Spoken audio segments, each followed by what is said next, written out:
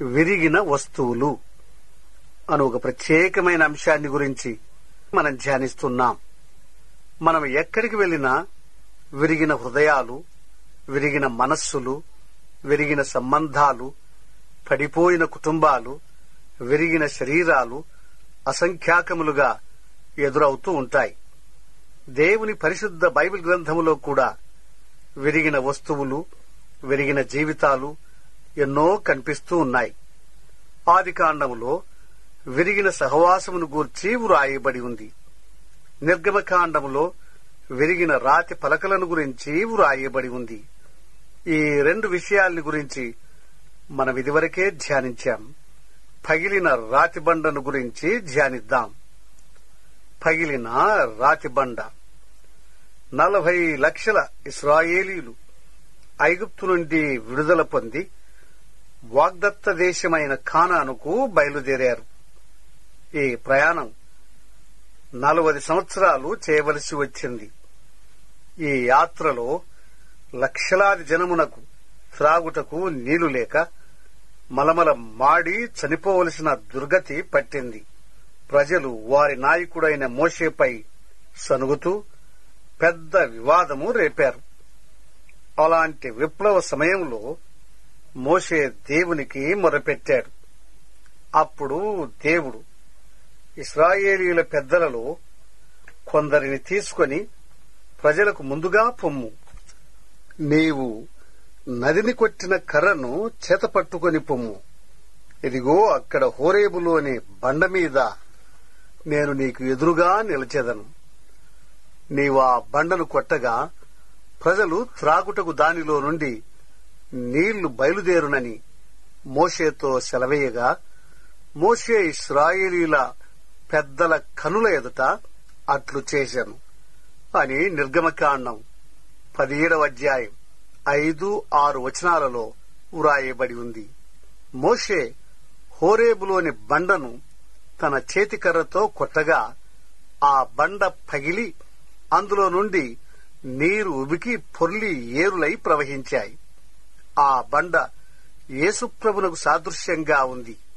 ఆ కారణాన 1 కొరింథీ 10వ అధ్యాయం 4వ వచనములో ఆ బండ క్రీస్తే అని వ్రాయబడి ఉంది. ఆ బండ క్రీస్తుకు సాదృశ్యమైతే ఆ బండను పగలగొట్టిన మోషే కర్ర దేనిని సూచిస్తుంది? ఆ కర్ర దేవుని ధర్మశాస్త్రమునకు సూచనగా ఉంది. అది ఎలాగో పరిశీలిద్దాం. పరిశుద్ధ గ్రంథములోని ప్రాచీన నిబంధనలో ముఖ్యంగా ఈ సందర్భములో 2 కర్రలు కనిపిస్తున్నాయి. ఒకటి మోషే కర్ర, మరొకటి అహరోను కర్ర. మోషే కర్ర దేవుని ధర్మశాస్త్రమును సూచిస్తుంది. ఎందుకనగా ధర్మశాస్త్రము మోషే ద్వారా వచ్చినట్లు యోహాను సువార్త 1వ అధ్యాయం 17వ వచనములో వ్రాయబడి ఉంది. ఒక పర్యాయం మోషే మిద్యాను అరణ్యమందు గొర్రెలను కాయుచుండగా దేవుడు మోషేకు ప్రత్యక్షమై, మోషే, నీ చేతిలోనిది ఏమిటి అని ప్రశ్నించాడు. అందుకు మోషే, నా చేతిలోనిది కర్ర అని జవాబిచ్చాడు.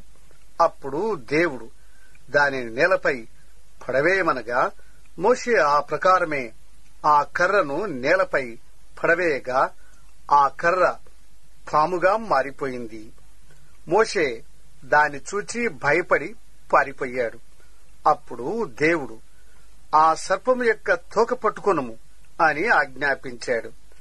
మోషే తన చెయ్యి చాపి దాని తోకను పట్టుకొనగా అది తిరిగి మోషే చేతిలో కర్రగా మారిపోయింది.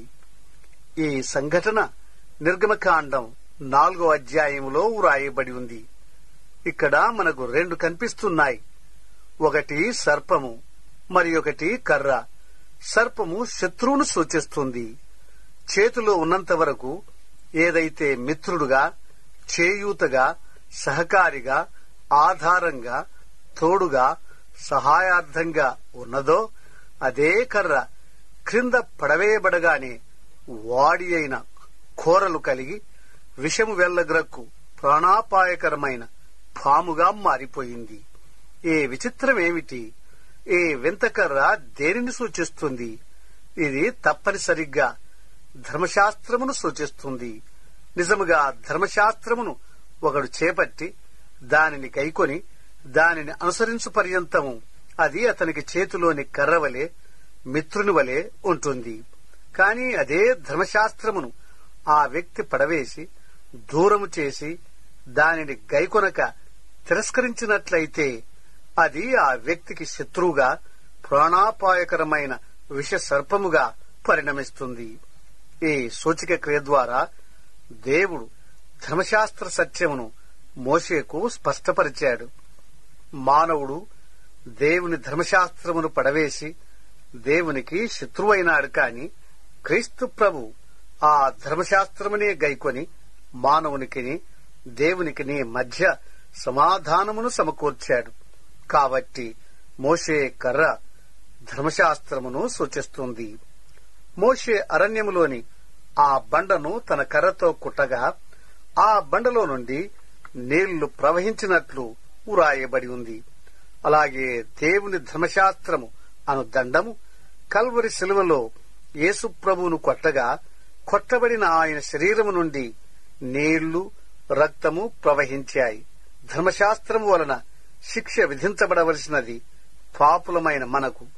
కాబట్టి ధర్మశాస్త్ర దండము మన మీద పడవలసింది, మనలనే కొట్టవలసి ఉంది. కాని ప్రభు అయిన యేసుక్రీస్తు ఆ ధర్మశాస్త్ర దండము యొక్క శిక్ష నుండి మనల్ని తప్పించుటకై మన స్థలములో ఆయన శిలువలో వ్రేలాడి ధర్మశాస్త్రానుసారంగా మనకు రావలసినట్టి ఆ శిక్షను ఆ ప్రభువే పొందాడు. కాబట్టి అరణ్యములో కొట్టబడిన ఆ బండ యేసు ప్రభువునే సూచిస్తుంది. మోషే కర్ర ధర్మశాస్త్రము అను దండమును సూచిస్తుంది. ఇక రెండవ కర్రను గురించి ఆలోచిద్దాం. రెండవ కర్ర అహరోను కర్ర. అహరోను ప్రధాన యాజకుడైన క్రీస్తు ప్రభువును సూచిస్తున్నాడు. అహరోను కర్ర క్రీస్తు ప్రభు ద్వారా వచ్చిన కృపను సూచిస్తుంది. యోహాను సువార్త 1వ అధ్యాయం 17వ వచనములో ధర్మశాస్త్రము మోషే ద్వారా అనుగ్రహింపబడెను, కృప యేసుక్రీస్తు ద్వారా కలిగెను అని వ్రాయబడి ఉంది. దేవుని మందిరములో ఉంచబడిన అహరోను కర్ర చిగిర్చి పువ్వులు పూసి బాదాము పండ్లను ఫలించింది. ఈ విషయం సంఖ్యాకాండం 17వ అధ్యాయములో వ్రాయబడి ఉంది. అహరోను కర్ర కృపను సూచిస్తుంది. ఆ కర్ర ఎండిపోయిన కట్టె, అది జీవము లేనిది. అయినప్పటికీ దేవుని కృప ద్వారా ఆ ఎండిపోయిన కట్టె జీవించి, చిగురించి, పుష్పించి ఫలించింది. ఇది దేవుని కృపాకార్యం. మానవ మాత్రులమైన మనం ఎండిన కట్టెలతో సమానమే. మనము పాపులము, నిర్జీవులము, ఎండిపోయిన కట్టెలము.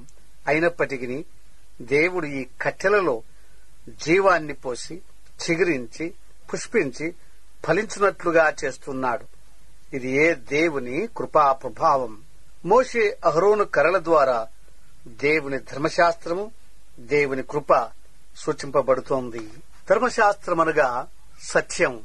ఇది పాపిని శిక్షించమని గర్జిస్తుంది. కాని కృప పాపిని రక్షించమని ప్రాధేయపడుతుంది. ఇట్టి కృపా ప్రాధేయతను, సత్య గర్జనను సమ్మతిపరచుటకే క్రీస్తు ప్రభు కృపాసత్య సంపూర్ణుడుగా మానవుల మధ్య నివసించాడు. కృపయు సత్యమును యేసుక్రీస్తు ద్వారా కలిగెను అని యోహాను సువార్త 1వ అధ్యాయం 14వ వచనములో వ్రాయబడిన ప్రకారం క్రీస్తు ప్రభు కృపయు సత్యమునై ఉన్నాడు. అనగా మోషే కర్రను, అహరోను కర్రను ఈ రెండింటినీ చేపట్టిన వాడై ఈ లోకమునకు అరుదించాడు. అనగా ధర్మశాస్త్రమును నెరవేర్చుటకై మోషే కర్రను చేపట్టాడు. పాపులను రక్షించుటకై అహరోను కర్రను చేపట్టాడు. కల్వరి శిలువలో ఈ రెండు కర్రలు మనకు కనిపిస్తున్నాయి. నిలువు కర్ర దేవుని ధర్మశాస్త్రమును, అడ్డుకర్ర దేవుని కృపను సూచిస్తున్నాయి. ఈ రెండు కర్రలు ఒకదానినొకటి కలుసుకున్నాయి. దావీదు కీర్తన 85 10వ వచనములో కృపాసత్యములు కలుసుకొనినవి అని వ్రాయబడిన ప్రకారం శిలువలో ధర్మశాస్త్ర వాదన ప్రకారం పాపమునకు శిక్ష విధించబడింది. అలాగే కృప వాదన ప్రకారం పాపికి రక్షణ సమకూర్చబడింది. పాము కర్రగా మారింది, కర్ర చిగురించింది. జగద్రక్షకుడైన యేసుప్రభు శిలువలో పాపముగా చేయబడినందున ధర్మశాస్త్ర శిక్ష ఆయనపై పడింది. ఆయన పగులగొట్టబడ్డాడు. దాహముచే నశించిపోవుచున్న ఇశ్రాయేలీయులకు పగిలిన బండలో నుండి నీరు ఇవ్వబడినట్లు నశించిపోవుచున్న సర్వ మానవ కోటి దాహము తీర్చుటకై ఆ ప్రియ రక్షకుడు కల్వరి కొండపై సిలువ వేయబడి పాపుల రక్షణార్థమై పగులగొట్టబడ్డాడు. ఆయన బలి మరణములో నుండి జీవజలము లభించింది. ఈ జీవజలమును త్రాగి లక్షలాదిగా కోట్ల కొలదిగా నిత్యజీవాన్ని పొందుచున్నారు. ఎంత ఆశ్చర్యం! ప్రియమైన స్నేహితుడా, సోదరి, నీ కొరకై పగిలిన బండ యేసుక్రీస్తే. దీన్ని నమ్ముచున్నావా? ఆ రక్షకుని నీవు కనుగొన్నావా? ఆ జగద్రక్షకుడే నీకు సహాయం చేయునుగాక.